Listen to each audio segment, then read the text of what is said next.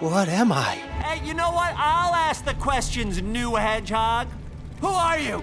Why do you look like me? Summer Paggy, Mio here. Bankido here to tell you that this is Bobby the Hedgehog, a Chinese animated Sonic the Hedgehog ripoff movie that features Anthony and Ian from Smosh and somehow predicted COVID-19. Allow us to explain. Background info is pretty hard to find on this movie, but it is clearly a Chinese film and released in 2016, at least originally. I guess Lionsgate was desperate to have an animated movie released for Christmas because they, along with Grindstone Entertainment Group, brought the film to the USA in December of 2017. I'm not exactly sure why Anthony and Ian voice act in this movie, but they do have some prior experience voice acting in an animated project. Angry Birds. They filled in roles in Angry Birds that had no right to be credited, but now Anthony was gonna take the lead role. With Smosh's questionable filmography in the past and the dubious nature of this production, let's jump into the movie.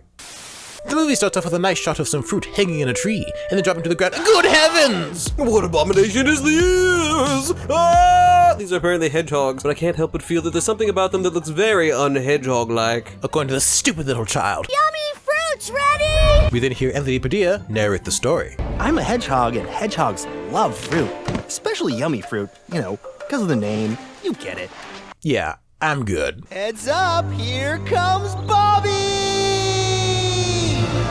What a bizarre time to show the title of the movie. Oh well, Bobby, as previously mentioned, is a hedgehog and is a very arrogant one at that, since he is always the first one to get to the top of the yummy fruit tree. He mocks these two fat mother fuzzers and unironically does the Sonic Spin Dash. Clearly the people making this film are quite brazen. You need all that equipment? Come on now. Learn from the master. Yeah, no, as much as I dislike Anthony's voice acting, he does a very good job of making me hate Bobby. I'll give credit where credit is due. Bobby reaches the top of the fruit tree as per usual, but before he takes a bite of that yummy fruit, he sees a red light in the distance. Whoopsie. Don't hurt me! But oh no! Badger? I think it's a badger. A badger arrives and kicks the crap out of a hedgehog. Hiya! And then kicks the tree to knock the fruit out of Bobby's hands. Nice. Not yours! Wow, that voice acting sure is something. The voice of Max the Badger. The voice for Maddox. The voice for Max the Badger is the voice for Max the Badger is that of Ian Hecox, or Hecox. I don't get paid enough to care. And he certainly does a job. I suppose I should care a little bit if it's his actual last name. I think we looked it up as Hedgehogs. Hecox. Hedgehogs. Bobby and Maddox enjoy an epic battle of anime proportions over the fruit. Well, blammo! But in the middle of their fight, they fall off a cliff and get hit by a train and die. Womp womp. That's the end of Hedgehogs 1. Now on to its sequel. Bobby is somehow alive and wakes up amongst a bunch of pigeons. Look how cute you are. You're adorable. Because he got hit by a train and also fell off a train, he's lost all his memories, including knowledge of what kind of animal he is. Also, he should be dead. Huh? It seems he was saved by this big boy poet pigeon, Herbert, I'm the raddest poet in the entire world. who's voiced by John Heder. John mostly dubs foreign films, including some Russian and Korean ones, so at least he's more qualified than some other voice actors. Anyway, Herbert starts gaslighting and grooming Bobby into thinking he's a bird. Because he doesn't know Bobby's name, he calls him Little Angel Baby.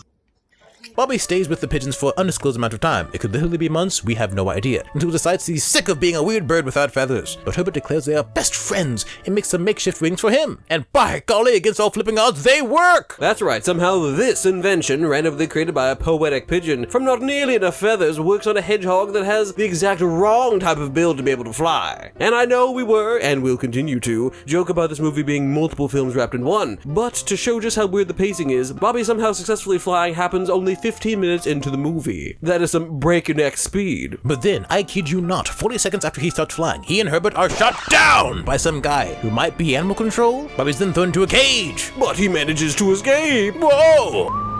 Whoa! Stop! Don't move!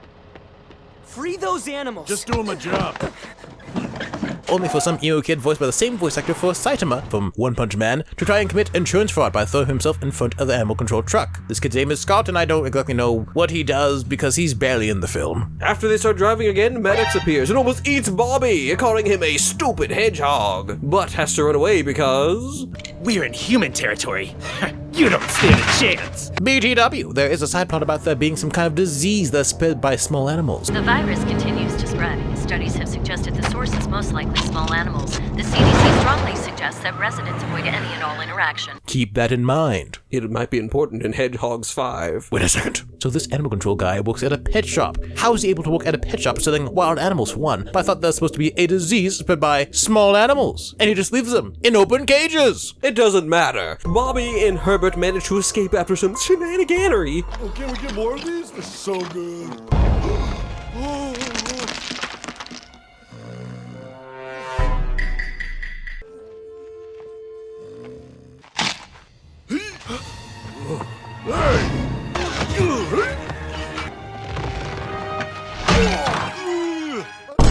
But gets separated. Herbert gets kidnapped by some flirty crow, and Bobby gets chased by a dog, and then left sad, wet, and alone in an abandoned theme park. How tragic. Tragic. In the misty morning, Maddox is on the run from Scott and runs into Bobby. There, Maddox says, Bobby, the Bobby. His name is Bobby. And he's a hedgehog named Bobby. Through and through. Before Max can eat Bobby or something, he's once again interrupted by Scott, who captures Bobby. Bobby wakes up spread eagle, and is then mercilessly violated by Scott. Where's that thing go? And then given a clean bill of health. Turns out there was an insurance fraud back there. Scott is trying to save the animals. Bobby then sees a female hedgehog, which piques his interest. Radical. Scott tells Bobby that he just needs some more animal shots for Bobby, and he can find a new home, which, as we'll see, is a lie. A few more modifications, we should be ready to go here. No need to rush it. And then we meet Dr. Thinkman, which is quite the name, who's building an Iron Man suit for some reason. Scott unveils his GPS device to him that will do something. I guess you can track animals more. Initiate Operation Bye-Bye. Is Operation Bye-Bye the one with the cotton candy, or is it the extermination one? Then, 1 minute and 50 seconds after meeting him, it is revealed that Dr. Thinkman is actually a bad guy! You don't say! You're not touching my device. You caught me.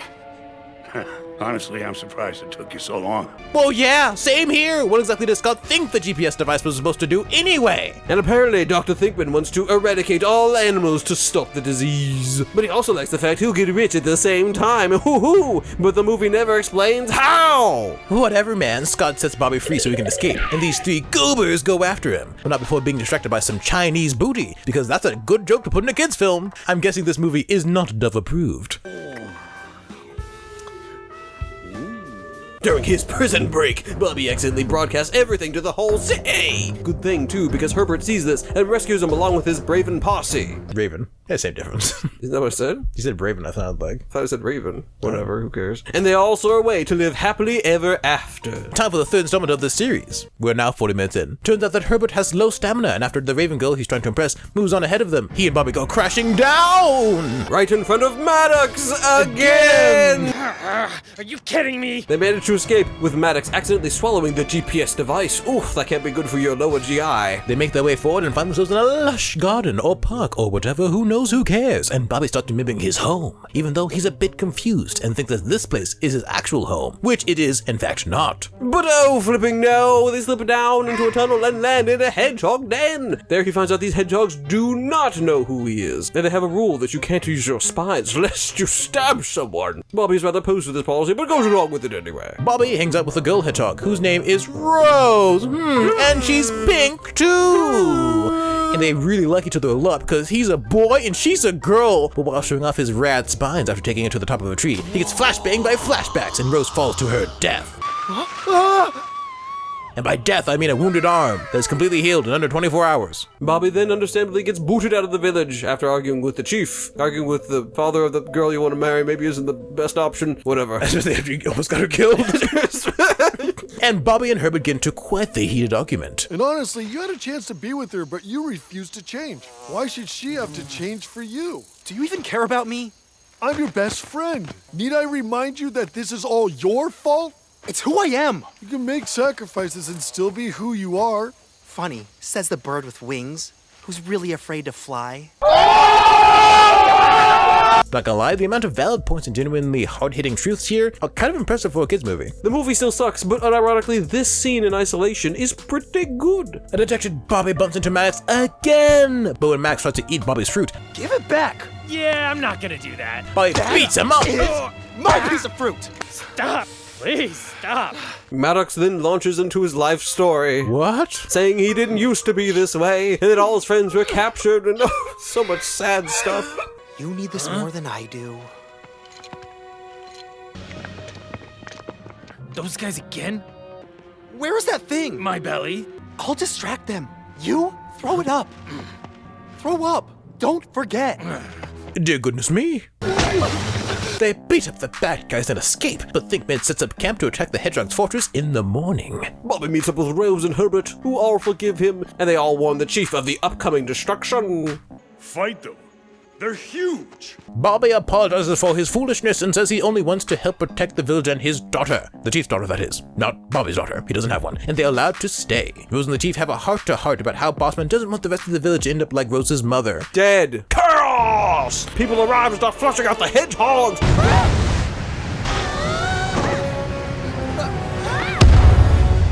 Awakening the chief's survival instincts. Thank you, Bobby, because you made me rediscover the man I used to be. What do you mean, man? And they as a group choose to fight using their spines. And Bobby seems to be enjoying this a little too much. Throw those spines up. Yes. Everyone else too. Of course, Rose does absolutely frick all because the animators could not figure out how to get her weird spines to unfurl without looking like a sleep paralysis demon. And now it's time for the Train the Village montage. Oh my god, what is that? All the woodland creatures team up with the hedgehogs to defend the forest, including Maddox in his incredible voice acting.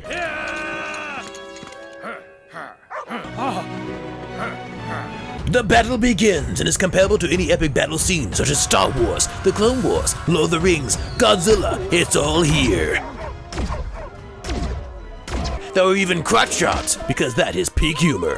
It's all love and games, fun and war, until the enemy backhoe, comes streaming in and Maddox makes the sacrifice play. To achieve absolutely nothing. Maybe he's just an idiot. They stand no chance, but gear up for a final confrontation against the Bad Doctor, which briefly is interrupted by Scott. Never mind, and Bobby attempts to fight the Doctor. Bobby eventually managed to get Thinkman out of the machine, but the boss has a second stage and starts blasting everyone. He's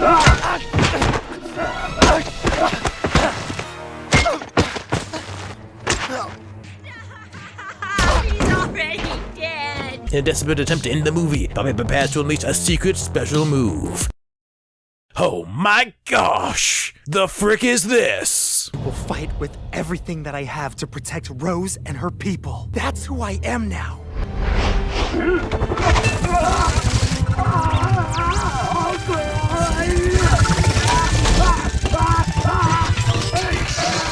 Luckily, Bobby does not die, and the humans run away, leaving the wild creatures to rebuild. And Bobby found himself, or something. The lad gives an interview with the reports, saying that the animals are not transferring the virus, and soon Dr. Huang claims that the respiratory virus will soon be eliminated by a vaccine.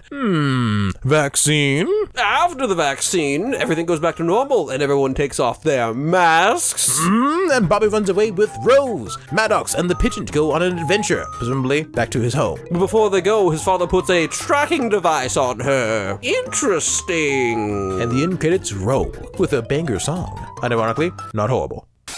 Time to review! The animation is terrible! And while the designs for the characters are boring and sometimes ugly, at least they didn't go with the hedgehog design from the first poster. Still though, I'm not impressed. The voice acting is mostly terrible. Anthony and Ian certainly tried, but professional voice actors, they are not. Although they were dubbing a Chinese film, so we'll give them a little bit of grace. Though the director did not do a very good job with anyone. The story is incomprehensible. I don't even know. Everything made a little bit of sense, ignoring the plot holes, until Dr. Thinkman popped up, and then I mentally checked out. The pacing is inconsistently inconsistent. At first we jump from one crazy event to the next, and then we have Bobby and Rose walking around doing nothing interesting for about 4 minutes. More than 4 minutes. The themes and messages are all over the place. Bobby starts off as a cocky, arrogant hedgehog, and at the end of the movie sees him becoming a slightly more virtuous hedgehog, because... I don't know. I love it. So, not sure what to do with that. The movie isn't the worst, but it's far from good. There's actually some interesting ideas thrown in, and at times I didn't hate the movie. But there are also elements that are just yoinked from other films for no reason at all. Also, this movie is somewhat prophetic when it comes to Chinese viruses. To be fair, I'm sure that there were other virus outbreaks spread by small animals and such things, but it is surprisingly similar to real-life events that would happen in 4 years. Overall, we give the movie maybe a 3 to 4 out of 10. Not the worst. And if you want to watch the movie for yourself, you can go watch it on Amazon or on YouTube for free while it lasts. Anywho, that is all. We are trying to get more uploads on the channel, including some cartoons and some anime, as well as some interesting fan films, maybe even some FNAF fan films. Ooh. So if that sounds cool, please consider spin dashing into that subscribe button and chaos blasting that like button. And check out this video over here for more Sonic-related drama. Or this one over here for something a little different. And till we see you there, he's Mia. And he's Keto. We hope that you have a blessed day. Bye!